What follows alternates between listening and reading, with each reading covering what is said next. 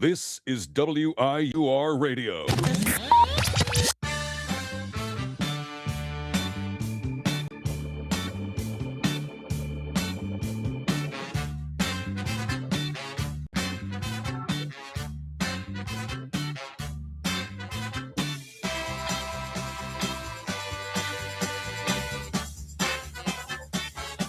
Ladies and gentlemen, welcome to another edition of The Booth Review on WIUR Radio. I'm Robbie Basil, joined by Chase Curry. Our show is back after a week off. Bad news for those at home. We get another week off next week due to spring break.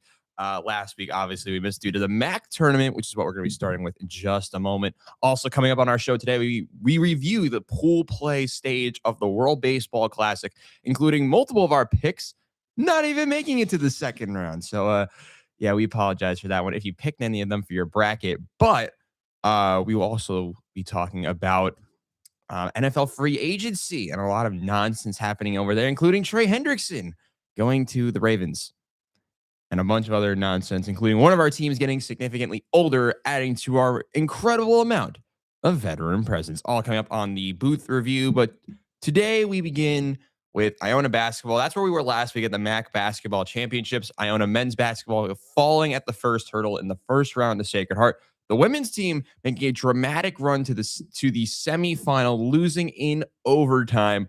We're going to begin with the women's team today, Chase, who had a fantastic semifinal game, and that all that was broadcasted live on WIUR Sports. You can check that out on Mixler. That's what we were there for.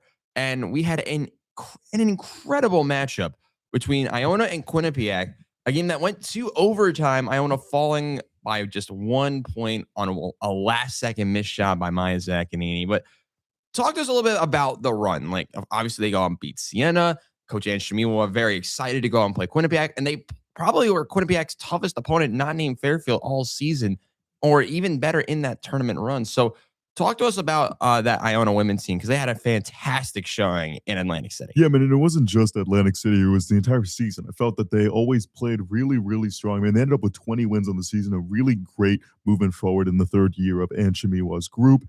And, this team just worked so well together, something that we've seen not in other MAC teams, some with even other Iona teams that we'll get to in a moment, just work well as one unit. And I think that was really strong, showed throughout the regular season, showing out with that great win streak that closed out their regular season. And then going to Atlantic City, definitely the expectations were a little bit higher than we might have believed in years past.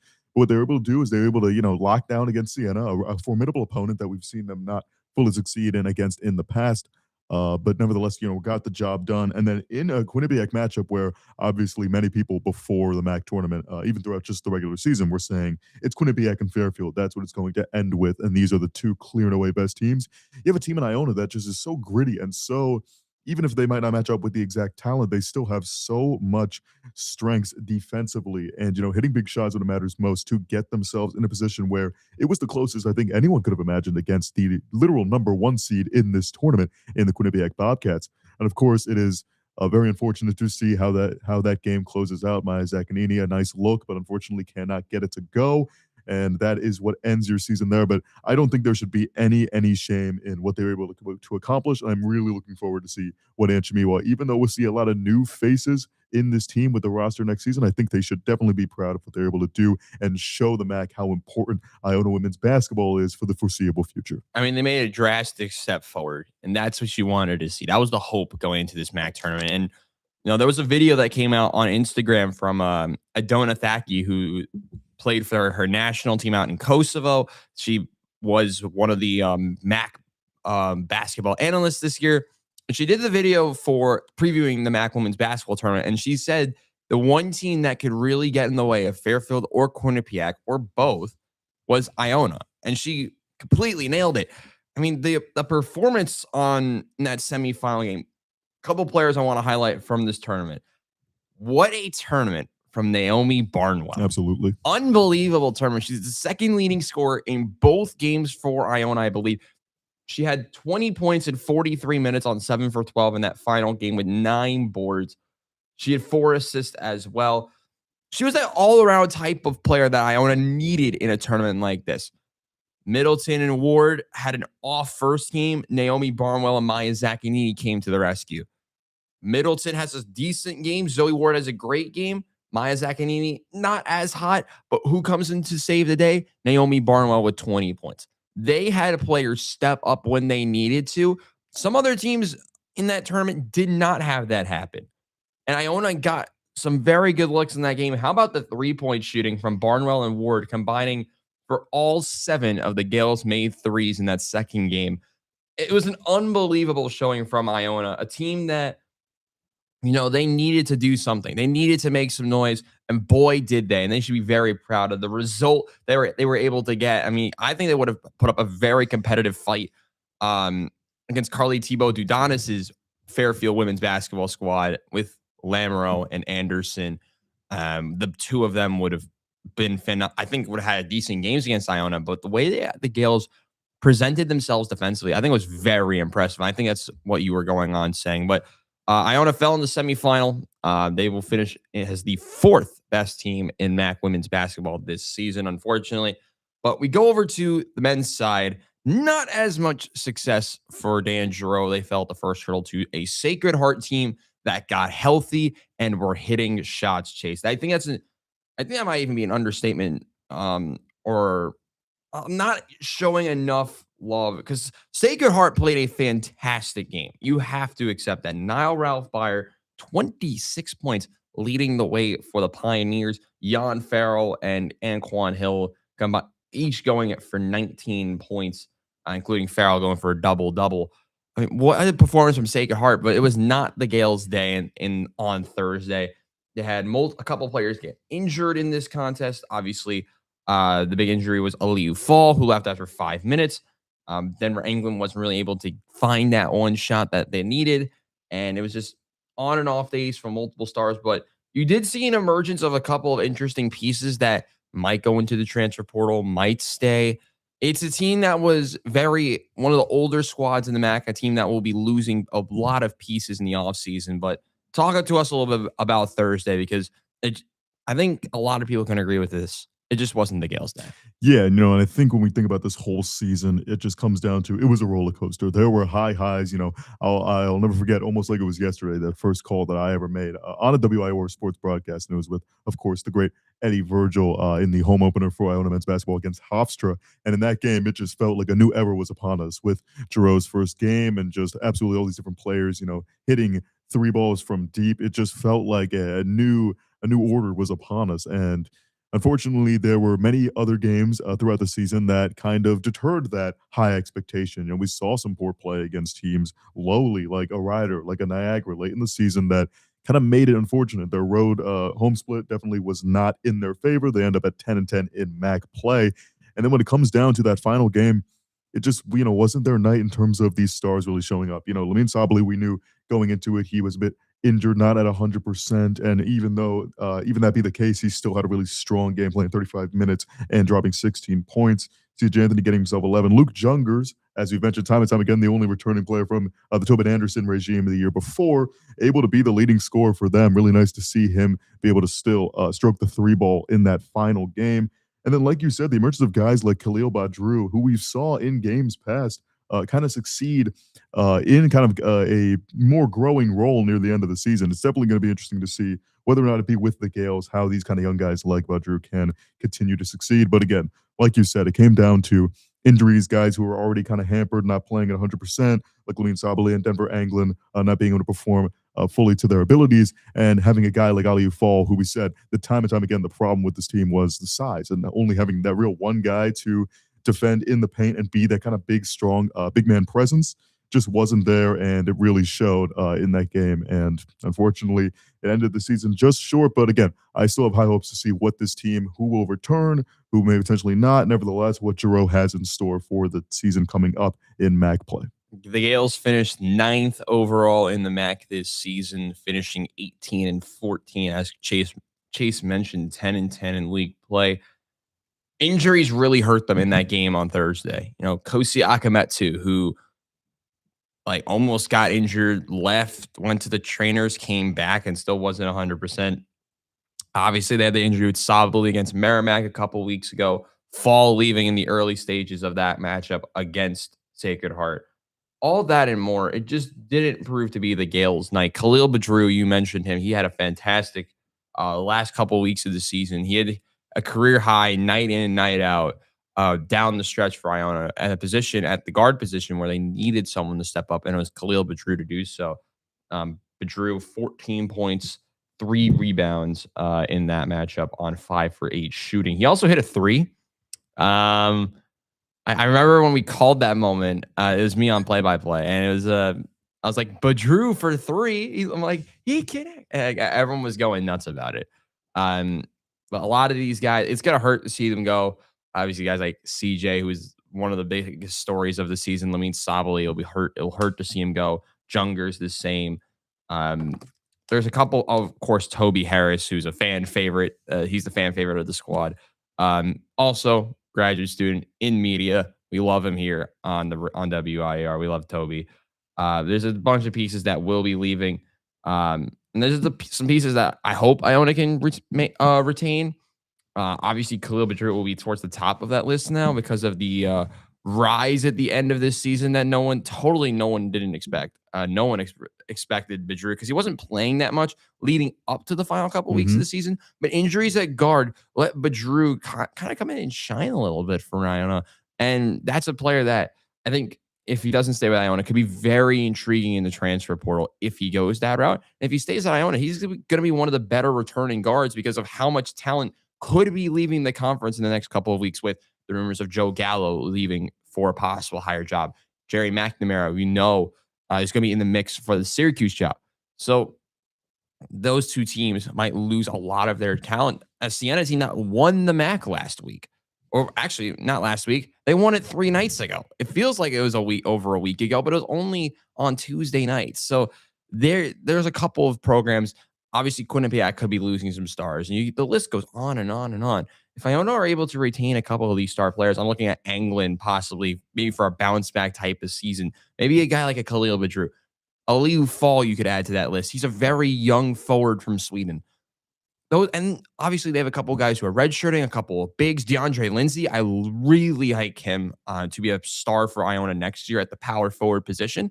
So Iona, if they can retain some of these star type players, I think this Iona team could be very exciting moving forward, Chase. But there's a bunch of other teams we have to talk about. By the way, the women's champion was Fairfield. The men's champion was Siena. That's the 3rd year in a row that the 1 seed did not win the MAC tournament.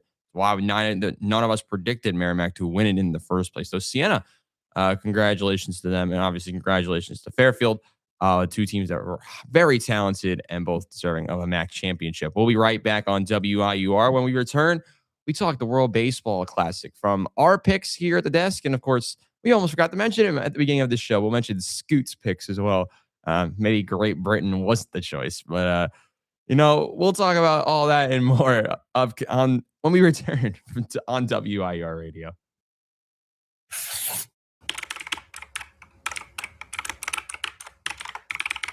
This is WIUR Radio. Hi, I'm Morgan Beastie from the Ionian, and I hope you're enjoying today's show. Are you looking for the latest scoop on campus news, sports, and more? Check out the Ionian, Iona University's very own award-winning student newspaper. We keep you up to date with everything happening on and off campus. Want to know about the big game, the latest campus event? It's all in the Ionian. Join the conversation. Read, write, and get involved. Visit www.theionian.org or pick up a copy around campus. Stay informed, stay connected. Now, back to WIUR, Iona University Radio.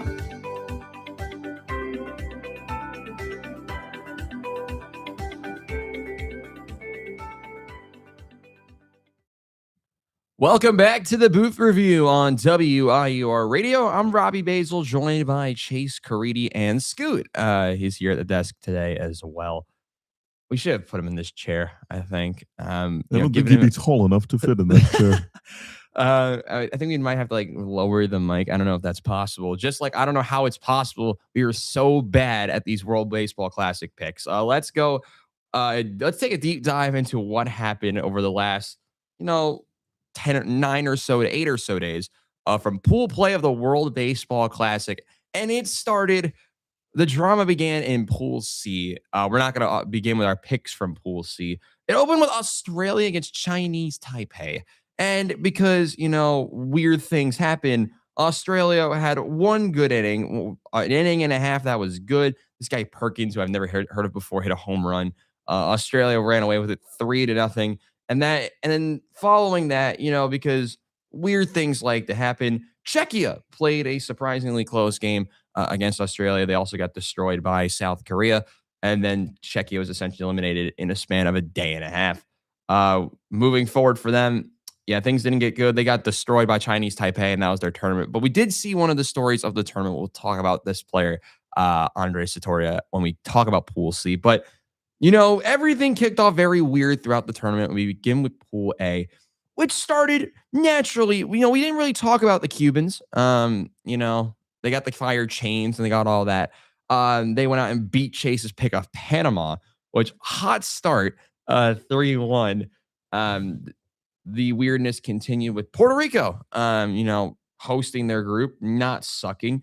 They went out 1-5-0, but everything was normal until the last 2 days of this group because, weird things happen. Canada just beating Puerto Rico, a team that's done absolutely nothing in this tournament in every edition, have gone out and beat a team that has been competitive so many times, time in and time out, 3-2 on Tuesday, Chase. And it was Canada, the Maple Leafs, who won this pool with Puerto Rico finishing second. We'll talk about their matchups in a little bit, but what a performance from Canada.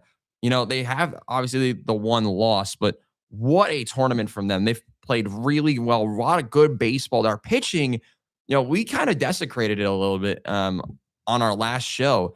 It's turned out to be one of their biggest strengths. It's been a complete full team performance from the Canadians. No, it definitely has. And the starting pitching, like we said, did not really give them the full credit that maybe we should have in the past, but also their bullpen really hunkering down, doing the job, and closing out each of these games that stayed close within Pool A. I think this is definitely one of the groups that was definitely the closest in terms of all the matchups that were played. There weren't many blowouts in this round robin of these teams. But I think the main story we have to talk about is Owen Casey for Canada. I mean, leading the World Baseball Classic in RBIs, just absolutely dominating, a prospect for the Marlins in the Edward Cabrera trade, I believe, and just has continued to show out and really put himself a name. I mean, we kind of talked about guys like, maybe a Travis Bazzana for Australia could really make their name as a prospect as we see the continued emergence of this prospect kind of reach up for an organization like the Guardians. But it is the Marlins, that are really licking their chops now, seeing Casey play incredibly well, and now will have his chance to lead his team for a potential major upset coming later tonight against Team USA. I mean, a lot of these players from this pool have really shined. Obviously, Owen Casey being one of the top players, top 10 in RBIs. I really like the pitching of that Canada team. There's been one reliever. I got to find him. Name is Brock Dixhorn. Yeah. He plays in the Taiwanese League. You could see where I'm going with this. He's from Ontario, Canada. He played in the KBO. He played mainly for the SK Wyverns and the Lotte Giants, and he's been for the last 6 years with the Uni President Lions in Taiwan. He was originally drafted in the 6th round by the Houston Astros. He never played for them. He had a phenomenal matchup in this game, going 3 innings of not allowing a base runner with 1 strikeout, saving the day and getting the Canadians the win. Was it Jordan Balazovic who started this game? Balazovic? I don't know how to say his name. One of the Logan Allens then pitched, and then that was essentially the game. The Canadians, once again, proving that you do not have to be good don't have to be good every night. You need to have a couple of good nights to win in this tournament. And that they did, courtesy of a lot of walks. They literally, 2 of the 3 runs were from walks. Not ideal. But it was impressive how Canada was able to get the job done. Very disappointing showing from Colombia, who a lot of people thought could make some serious noise. Unfortunately, Jose Quintana could not do it for them. Same with Cuba, who naturally bottled it. It's like their soccer World Cup performance. They had a chance to make it on the last day, but unfortunately, the Canadians were not messing around. Canada won on the last day, 7-2. Mm-hmm. Canada, whose only loss was naturally to Panama, which makes no sense. So Chase was right about one pick. They played close games. They They did not deserve to be last place. Unfortunately, Panama did not win any other matchup in this group and have unfortunately been relegated to qualifiers. Shout out though to the other team in this group, which was as I mentioned, Colombia and Cuba, who naturally bottled it. Despite scoring, actually not that Panama actually did not have the lowest amount of runs scored from this pool. That doesn't make any sense. But yeah, it was Canada and Puerto Rico who made it to the second stage. We go to Pool B, where obviously the Americans won this group. They did not win this group. I don't know how they've done this. The United States naturally started really slow. I'm not talking about how we played in the Olympic basketball tournament from years ago. The United States, opened their tournament on Friday, I think. Yeah, Friday against Brazil. So naturally, the game was 2-1 after the first inning and a half. Fortunately, the Stars and Stripes finally prevailed, hitting home run after home run, and the U.S. won this game 15-5. This was not a sign of the things to come as the U.S.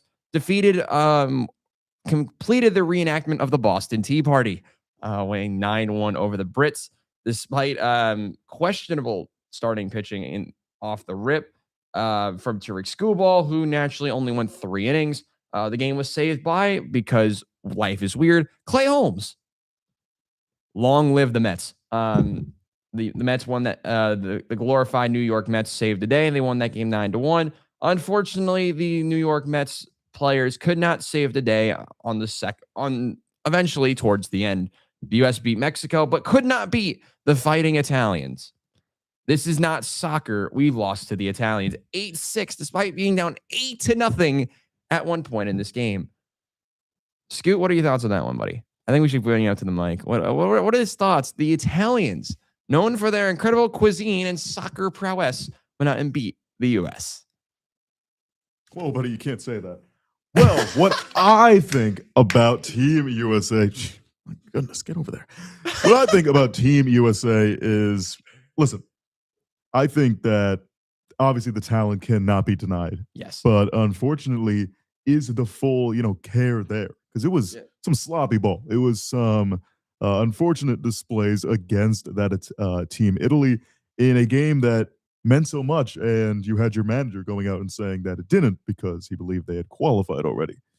Very interesting to hear that from manager Mark DeRosa. But nevertheless, obviously, I think that Team USA, despite showing a really poor performance early on against Italy, they were able to kind of rally back. I mean, PCA turned into Barry Bonds for a moment there, hitting 2 bombs to completely turn around the game and almost give USA some glimmer of hope right at the end. But unfortunately, they just could not get the job done. Your Captain America, Aaron Judge, striking out there in that one. Don't want to see that at all. Yeah, he might have been like a major factor in winning against Mexico, but come on, recency bias. This is what we're doing here. Anyway, I think that Team USA, despite the poor play in that final matchup, as we'll talk about, the other 2 teams that were also related in kind of this big quash here in Pool B. Nevertheless, I think out of the team of the USA, I think that they definitely still have talent that cannot go, ignored. And I think that moving forward, they're definitely going to play with more of a chip on their shoulder now that they could have easily almost been eliminated for almost getting embarrassed by Team Italy in pool play. Yeah, there's a lot of other nonsense that happened in this pool. Naturally, the 2 worst teams played each other. Great Britain were actually one of the better offenses from teams that didn't finish first. That doesn't make any sense, but here we are. But it came down to 3 teams because this is how we imagined it would go. The United States, Mexico, and Italy. Naturally, the U.S. beat Mexico and lost to the Fighting Italians. So naturally, it came down to the last day when the U.S. didn't play. You could see where I'm going with this. The Italians played Mexico in Houston, and everyone was expecting Mexico to win and then Mexico to go to the knockouts with Italy, knocking out the United States of America. Yeah, I don't think our friends to the south would like this story very much. The European supremacy prevailed, and the Italians went 4-0 in this pool because that makes sense. Totally what we all predicted. We totally didn't predict the U.S. to walk through everyone in this pool with Mexico. The Italians led by, because life is weird, Vinny Pasquantino and company. Let me see. Where's the home run counter? Yeah, Vinny Pasquantino, despite hitting 188, is tied for the tournament lead in home runs with Jaron Duran. His only hits of the tournament. Yeah, yes, he's 3 hits. All 3, all home runs, all the same game. Yes, they were. The U.S., though, led by PCA, and their leading RBI guy, it's not Aaron Judge. It's not Pete Crow Armstrong. Roman Anthony? Boston's got a good one. What the hell? No, it's sure. Young and budding star. It's the top 3 leaders in RBIs. It's Roman Anthony, then PCA, then Aaron Judge. While we forgot to shout out Abraham Toro for having the same amount of RBIs in this tournament as Aaron Judge so far.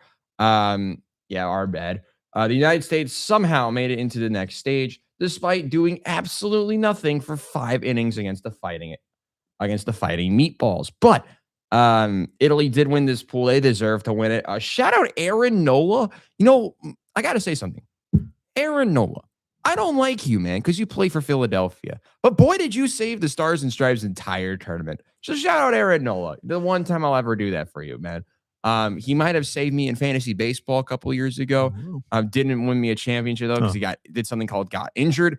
But he did carry me for like 5 months. So shout out Aaron Nola. He went 5 innings, destroying the Mexican bats. And it's Italy goes on to the next stage, while the United States finish runners-up.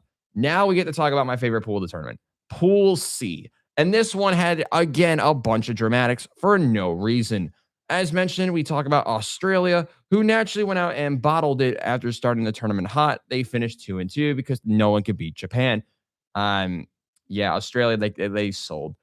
Speaking of selling, Czechia went out and had a no-score game into the 8th against Japan, and naturally allowed 9 runs, which is the same amount of runs Japan allowed in the whole pool play segment. They allowed 9 runs in the 8th and lost. Tough scenes. But we did get one of our favorite stories of the entire tournament from the Czech national team, Andrej Satoria, who went out and pitched multiple times. He doesn't throw over 80 miles an hour. That is the equivalent of the speed of a high school pitcher in the United States of America. He threw an average of a 79-mile-an-hour fastball and a changeup that died in the sky. What did he do? He went 4 2/3 against Japan. Does that make sense? Absolutely not. But here we are. Satoria had a tournament of a lifetime. And boy, you got to give this man so much credit. You know, we talk a lot about, some teams just having no one you'd ever think of on their squad. Satoria leads the tournament in innings pitched, which is hilarious. He had 1 walk, 6 strikeouts, an ERA of 0.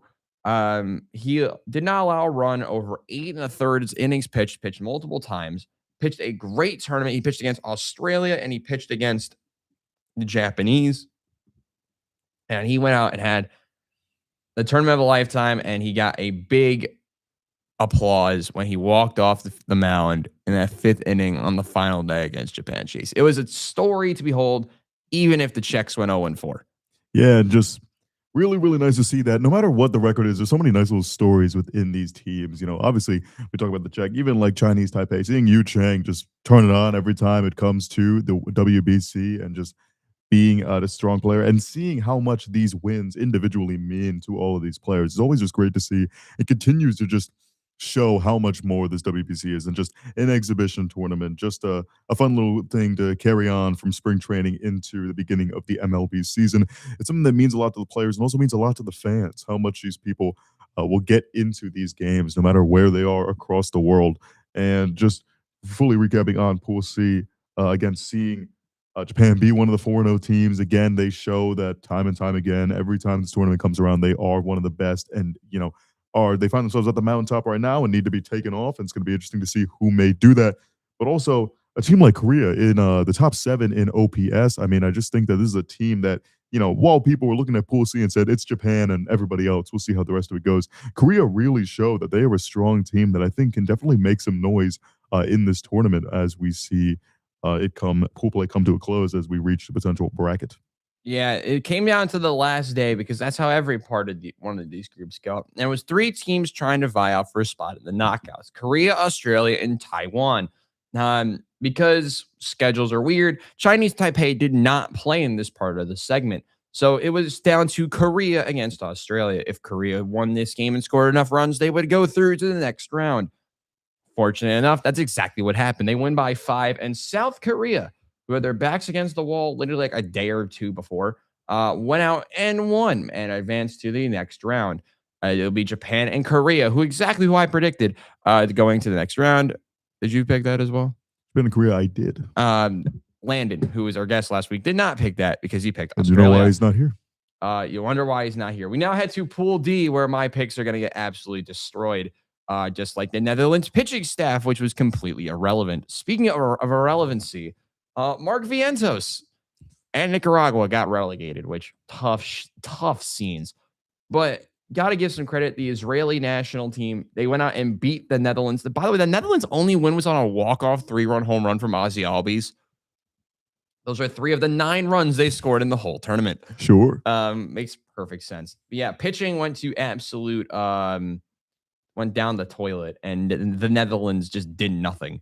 It's the first time they've been eliminated in pool play in their history in this tournament.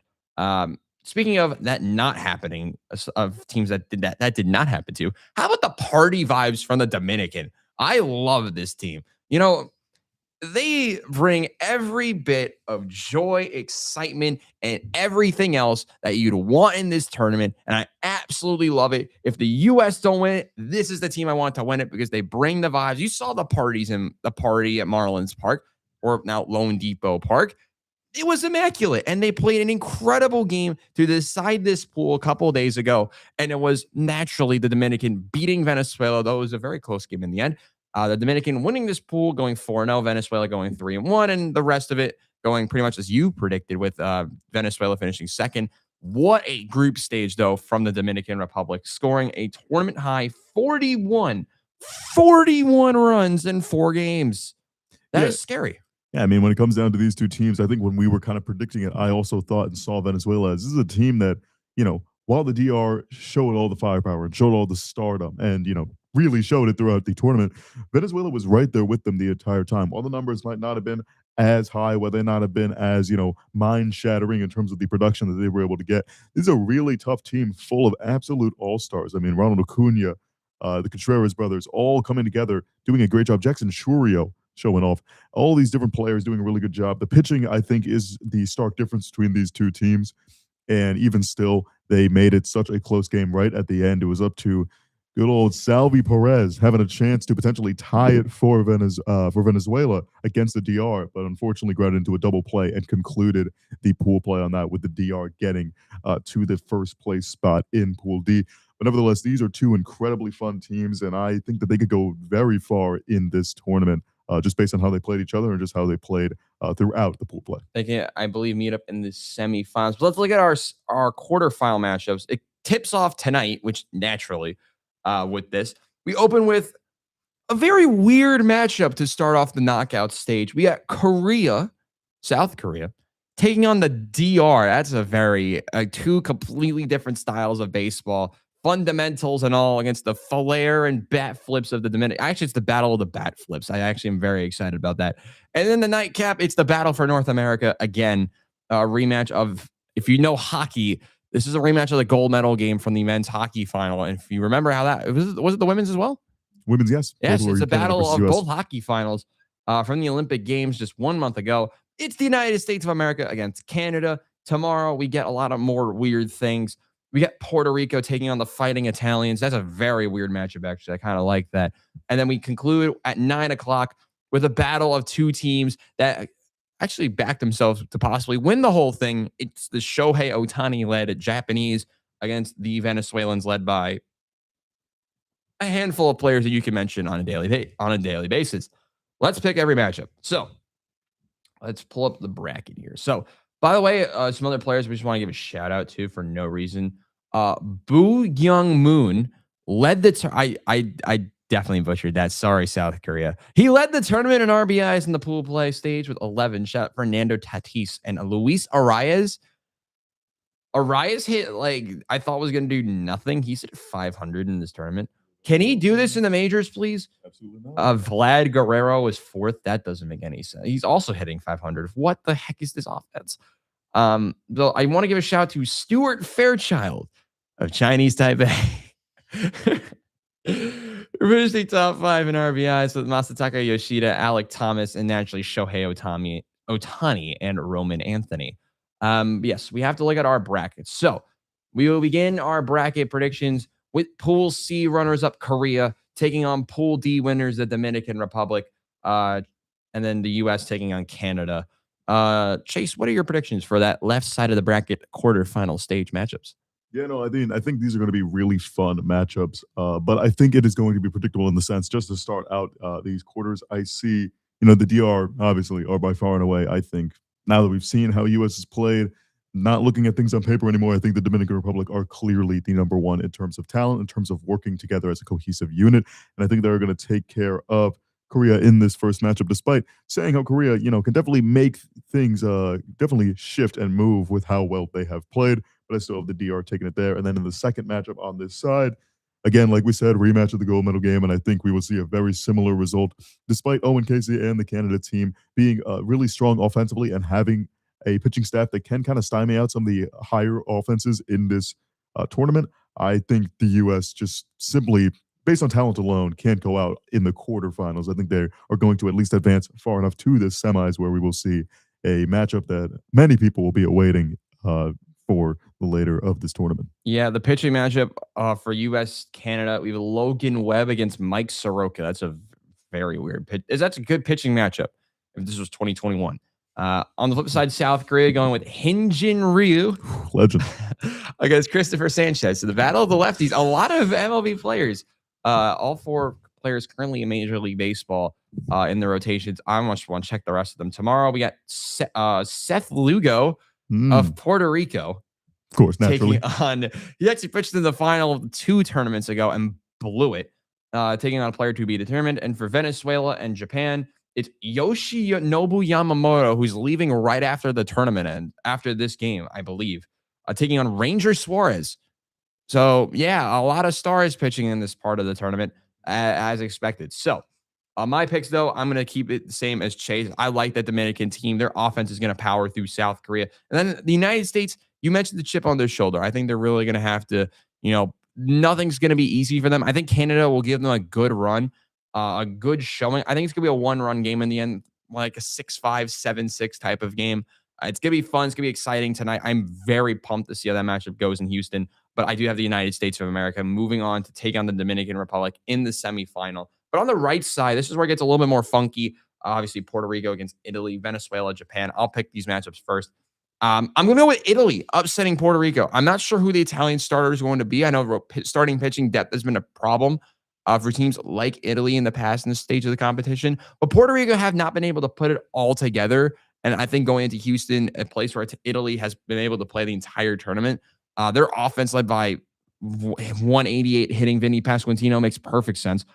They have been really good. And under Francisco Cervelli, they've played a very complete style of baseball. I'm really liking what the Italians have done so far. And on the flip side, Venezuela, Japan, I'm going to go with the Japanese. Really trust Yoshinobu Yamamoto. Taking the mound, I think he's going to dominate this game. I think Japan's going to win. It's going to be a much more lower scoring game. I think more like a 4-5-1 could be the score for me. But I'm going to say Italy shocks the world, makes it to the semifinals against Japan. That would be my right side semifinal. My left side semifinal being U.S. Dominican Republic. Chase, what do you think about the right side? Yeah, I think when it comes to that right side of the bracket, you say it's a big upset. I don't think so anymore. I think Italy has really cemented themselves as one of the best teams to come out of pool play and have really shown something. Well, Puerto Rico, obviously going into it, we know what they're made of. And this is a team that time and time again has shown out in this WBC and obviously have a reputation of making it far, no matter who the roster may consist of. But like you said, I don't think this is that year. I mean, we saw some great play, not just from the hitting side for Team Italy, but also the pitching side. I mean, we saw some really, really great jobs done by Claudio Scotti, Gabriele Quattrini, Joe La Sorsa, all these guys pitching multiple innings and giving up minimal runs against some of the best teams offensively that we saw in this tournament, going up against teams like the USA and Mexico, who dominated other teams in this pool. But Italy was able to come on top of both of them. So I think they are definitely who to look out for on this right side of the bracket. I do have them defeating Puerto Rico And then when it comes down to Venezuela versus Japan, when we made our initial predictions, I didn't see Japan being this team going, all the way and having this rematch of the U.S. and Japan as multiple of us had on the panel just a few weeks ago. And I feel the same way. Despite being 4-0, I don't know what it is just about this Japan team. I just don't feel like they are at the same level of stardom that they've been in the past. And one team that just continues to grow on me, especially with how well they played the DR in their final matchup, is Team Venezuela. So I'm going for the definite upset on that one, and I will be having Venezuela make it to the semis over Japan. So let's pick our finalists right now. I'm sticking with the same final I had in the previous video with USA Japan. I'm convinced that the number one team in the world versus, I believe, the number one versus number two team in the world will go toe to toe again in the final. What would be a very, very fun final on Tuesday. People won't be watching the first four of the NCAA tournament. That's kind of sad because they're going to be tuning in at 8 Eastern on Tuesday to see who goes out and wins this incredible tournament of the World Baseball Classic. I have the U.S. and Japan making the final, but Jurg's final will not feature one of these teams. What's your final going to be? It will not have Japan, as I said, despite how they've been in years past. When it comes to the U.S. versus DR, I mean, I could completely shake up things and just completely change how my prediction goes. But again, I think despite seeing how these two teams have played and what we've seen, just the absolute theatrics and the absolute love and passion of not just the Team DR players, but also their fans and how much that means to them, I still think that Team USA can come on top, not just in terms of their hitting power, but also the pitching. Even though you don't have Skubal anymore and a couple of other players have left Team USA to go back to training camp, including those like Ryan Yarbrough, whether that be for better or for worse. But nevertheless, I think, they still do hold a place to give Team DR the best run for its money. And while I think this is definitely, although it's a semifinal, this is definitely the two best teams in this tournament going against each other talent-wise alone, I think I'm going to have to go with Team USA to make it out on that side. And then in the battle between Italy versus Venezuela, yes, I said that correctly, Italy versus Venezuela, this is interesting because both these teams are riding a hot hand, and both these teams, while they might not have the same roster construction that shows that kind of elite play like a DR or a Team USA, they just continue to show time and time again that it is a success story to just have guys who play gritty, and even though they might be facing far more superior, far more well-known talent, that they can get the job done. And call me crazy, I am leaning Team Italy to make it to the final for a rematch in a game between Pool B that ended up being one of the biggest deciding factors of this whole tournament just a few days ago. And that is exactly what I'll be going with. I'll be going with the Paisans, Team Italy, to face up against USA for the second time in this tournament in the final this time. Who wins that final then? I think even still, even with that hot hand of that team in Italy, I think the U.S. definitely is going to be playing with a far more chip on their shoulder. I mean, I'm sure it wasn't nice to hear Vinny Pasquantino after an interview say, "You're welcome, USA, for defeating Mexico in triumphant fashion like they did." But despite that, I still think that Italy was able to survive based on, mistakes being made on the pitching side from a McLean early on in that matchup. And then, jumping on Ryan Yarbrough and continuing to add to that lead. And then just, playing some sloppy ball to end up making an 8-0 game. It's just all these little mistakes that I just can't imagine USA making again, especially with how much the crowd and the fanfare has been towards Team USA and how much they've, really tried to get the best out of their players and try to make it feel so much more than just an exhibition tournament, that it is something that matters. And that is how this team was constructed. And I think that's how they're going to show up, through mistakes, through, thinking that they could be better than everyone else without even, playing at 100%. I think that's what they're going to do against Team Italy, and they're going to show why they are the best team in the WBC and win the whole thing. Yeah, I'm going with the United States of America still to win this tournament. I think they have the star power to do it. Who will be pitching that final? Hopefully not Nolan McLean. I love you, Nolan McLean, but you don't do that again, please. I think the U.S., they have the most talented roster. I think they will beat Japan in a final, which we have no idea who would even be pitching for Japan because Yoshinobu Yamamoto can't pitch in that final. Mm-hmm. I think the U.S., that's where their star power shows. I think that's where the United States comes out on top. Finals MVP for me because I like weird things. I'm going to go Let's go. Yeah, let's keep the vibes going. I'm going to go with Pete Crow Armstrong. He is the next Captain America, the Chicago Cubs, who will be bad, I think, this year. Not as it'll be underwhelming, I think. We'll go over MLB predictions in our next video. But yeah, I think the U.S. this is their time. You know, they've gotten the one mistake out the way. I think they'll learn from it, and I think they'll be the team that goes out and wins it all. When we return quickly, we'll talk NFL free agency. We'll talk quickly about each of our teams and what's been our favorite move so far. I'll be right back on WIUR Radio. This is WIUR Radio. Hi, this is Anthony Carlo, TV news reporter in New York City and proud alum. If you're looking for a career in media, Iona is the place to be. From internships to real-world experience, Iona's media program is unprecedented. Take it from an industry professional who made it in the biz. Now back to WIUR, Iona University Radio.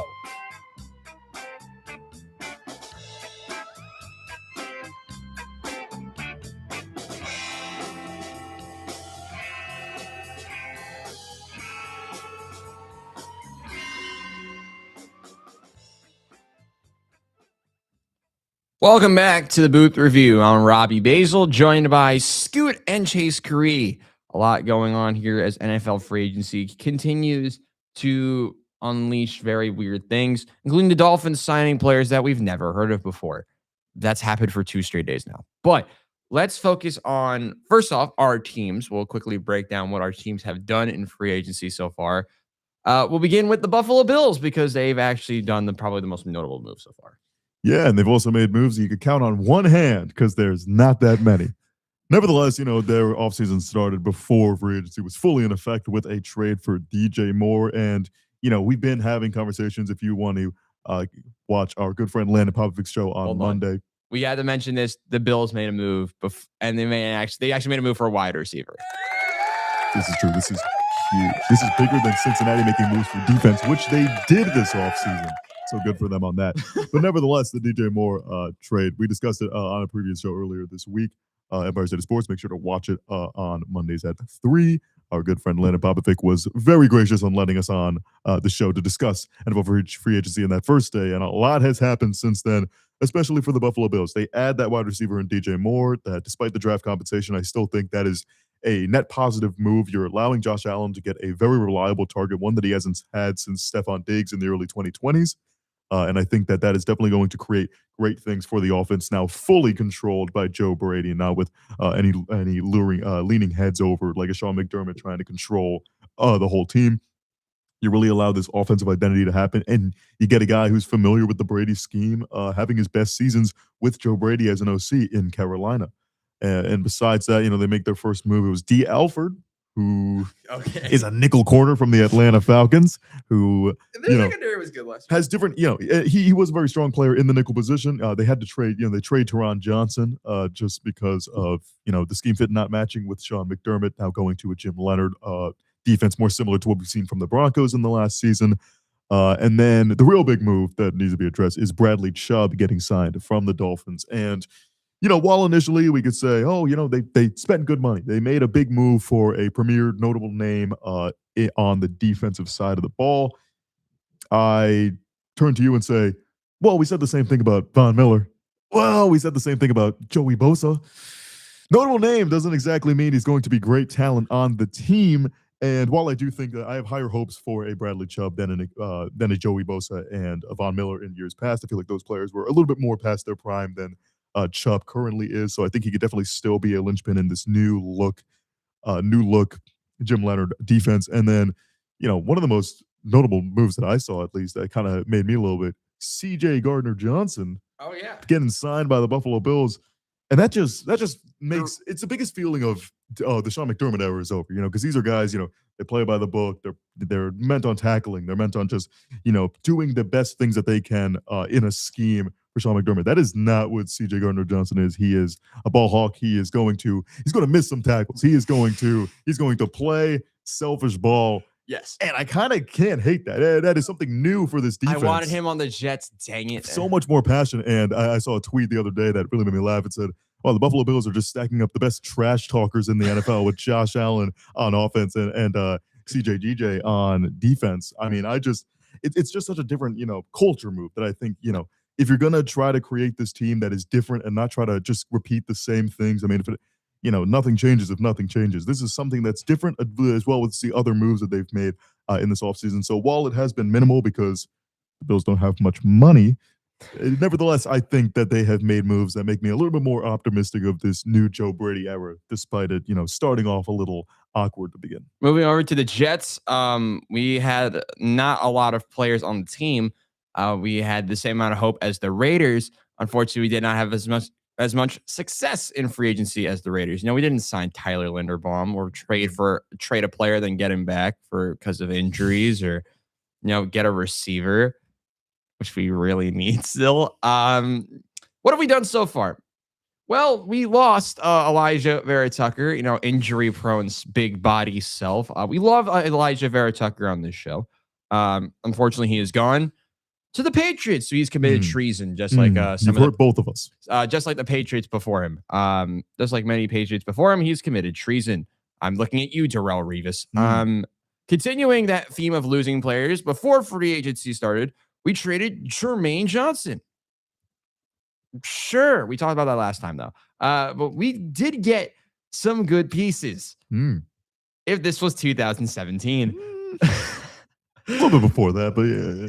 Demario Davis is good before. Good. No, that is definitely we the best sign. We signed Demario Davis, which closed the book on the Quincy Williams era. I miss him already. I loved Quincy Williams. He was one of my favorite players on the defense. We've literally lost all my favorite players on defense. Who am I going to root for now? Sorry, Sauce Gardner. I still miss T'Vondre Sweat. No. Joe Osai. Come on. We also signed Joe Osai. David Onyemata. That's a solid player. This is not 2007. Stop. Kingsley and whatever. Too confusing of a name. I don't like him already. My favorite move, though, has been Deshaun Wright, who's been sneaky good. That was a great sign. 1 year, $3.5 million. Voice cracker, that was crazy. 1 year and $3.5 million for Deshaun Wright. That's a finesse. I don't know. Did we bribe this man? Did we promise him a house? I don't know what that's about, but we'll take that. It's a trade piece. I'm looking at you, Kansas. It'll probably trade him Kansas City in 6 months. Dylan Parham from, I don't remember where he's from. Raiders offensive line. Yeah, they were terrible last year. Because they need familiarity with their new quarterback. Oh, yeah. Oh, they didn't look on here. We traded, lads, I have some bad news. We traded for Geno Smith. No, hit the celebration sound. That's huge. Okay. Well, listen. Yeah. We traded for Geno Smith. Now, I understand what they're trying to do, which is bring in more veteran presence.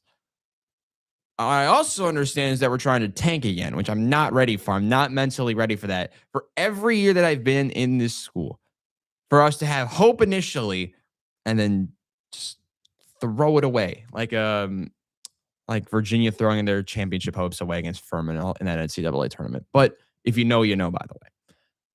I remember my freshman year when Zach Wilson led us to 7-2. Oh, yeah. And we had all the hope in the world. And then naturally you go out, you lose 8 straight and completely suck for the rest of the season. And then we do it again.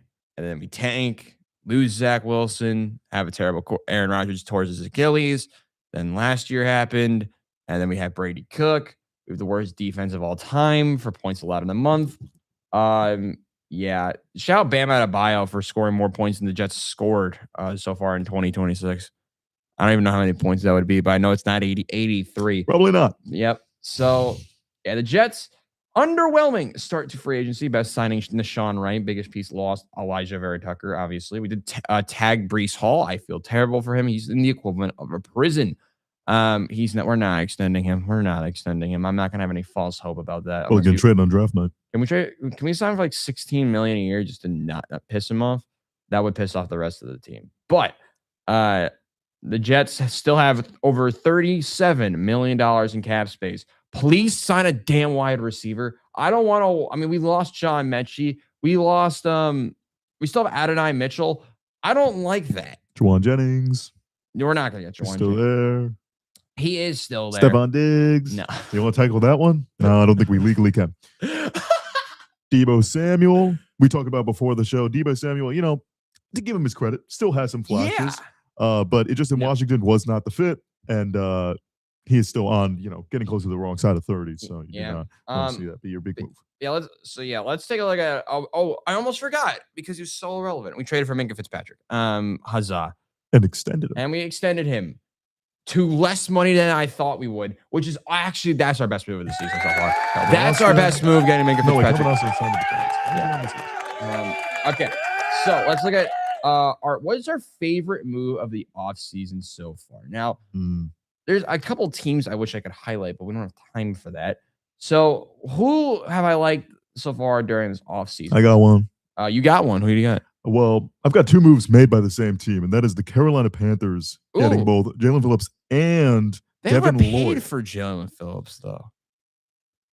Listen, injury, yes, you have to take an account for, but this is a team in Carolina that took, one of the best teams in the NFC, arguably the best team in the NFC, toe-to-toe in the LA Rams in the wild card round. I really like the things we saw from Bryce Young. The offensive line was able to hold strong. You do lose Rico Dowdle to the Pittsburgh Steelers. But again, this is a team that is, the defense is something that is definitely going to need to be harped on moving forward. And you get two guys who, Jalen Phillips, while there may be injury concern and while it may be a really strong contract, this is one of the best. This is one of the best free agents in the class. If you're not going for a Trey Hendrickson, if you're not trying to trade for Max Crosby, this is kind of the next guy you want to get to kind of set the edge and set the tone of your defense. And they do exactly that. And then one of the most underrated guys who got signed was Devin Lloyd, getting a great contract, obviously linebacker, kind of a little bit lower in the market in terms of how much it may go for. But this is a great player that is added to this team that could really be kind of a linchpin leader to a new age defense that Dave Canales and the boys can make a really real team, not just kind of the leader of an NFC South that never has a direction, but a real competitor in the NFC in total. So I really like those two moves and what the Panthers will aspire to do moving forward up for the upcoming season. I really like the moves of the Los Angeles Rams. That's one of my two. I'm going to highlight two teams today. I love the trade for Trent McDuffie. Yes, they gave up a first-round pick, but that doesn't matter. He signed a 4-year extension. He is now the highest-paid corner in the league. That makes me uncomfortable, but that's okay. They also signed Jalen Watson, who's really good, probably one of the best corners available. Also from the Chiefs. They're just signing Chiefs players at this point. Cameron Curl, they re-signed Cameron Curl. They re-signed Tyler Higbee. I like the moves they've done so far. I think they could add they did lose Tutu Atwell, so they don't have that deep ball threat type receiver. But you got Puka Nacua and co, like Devontae Adams. They're gonna be fine over there. And the other team I really like so far, if I could scroll to them, you gotta highlight Vegas in one of these talks. We gotta do it. Despite them being one of the teams that are in the worst position possible because of they're bad. No one wants to go there. I don't agree with that statement at all. Trading Max Crosby for 2 first-round picks. We'll get back to him in 2 seconds. Open up the cap space to sign Tyler Linderbaum, Nakobe Dean, Quay Walker, trade for Taron Johnson, sign Matt Gay for some reason, and sign Eric Stokes. Jalen Naylor too, because why not? Then Max Crosby's trade gets rescinded. So they keep the first-round picks, keep Max Crosby, are now, I believe are at the salary cap now, so they really can't do anything else. But you actually have a defense. Their secondary is still terrible, but we'll ignore that for now. Their secondary is god awful. It's worse than ours. So they'll have to deal with that in the draft. But they'll get Fernando Mendoza. They have one of the best offensive minds in Kubiak. They have a very exciting team. They now have overshadowed Kansas City signing Kenneth Walker, which totally didn't piss off anyone.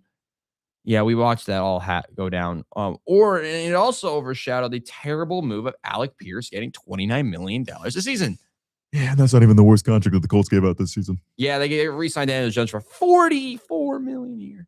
That they did. 44. Didn't even let him test the market. All right, so Kyler Murray was right there. Yeah, there's a lot going on. But here's the one final question to wrap up our show.